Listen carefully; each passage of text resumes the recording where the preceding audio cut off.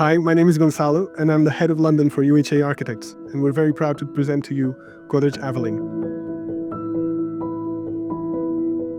Godrej has a very particular way of approaching design and projects, and they come to us a lot of times with these packages of unique selling points for a particular project, even before the design starts.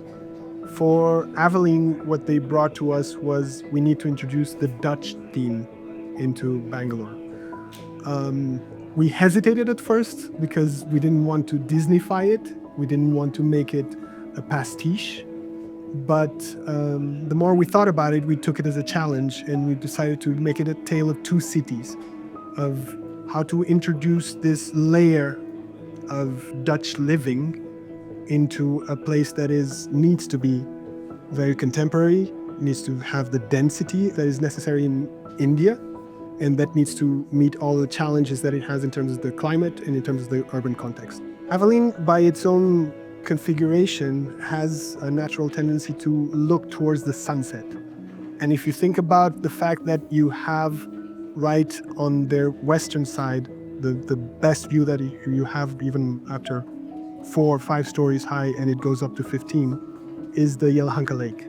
And having that as a reference and as a reflection, it will for sure be the best time of the day to enjoy it.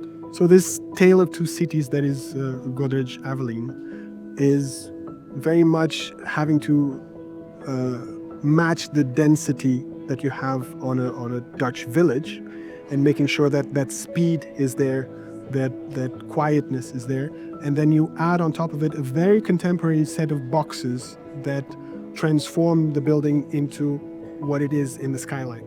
The color palette changes completely from the ground floor to the upper levels, what we call the Dutch levels and the contemporary levels. And it goes from a very varied, very colorful, very tactile type of building to then a much more muted palette of blacks and whites, dark grays and metals, to also subside a little bit the rest of the density that you get from the Indian context.